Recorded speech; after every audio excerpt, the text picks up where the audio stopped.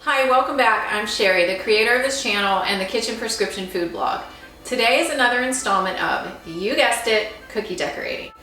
I bought this skull cookie cutter maybe a couple years ago and I've not had a chance to use it yet. Since we're getting close to Day of the Dead, I thought it would be really cute to make some Dia De Los Muertos cookies.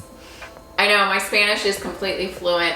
I took it for 4 years in high school, maybe 30 some years ago, and I feel like it's completely paid off. Don't hate.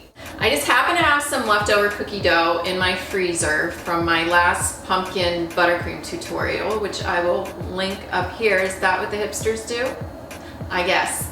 As always, I will link everything below in the description as far as what colors you need, what piping tips you'll need, and the recipe for the sugar cookie dough and the buttercream. I hope you enjoy this tutorial.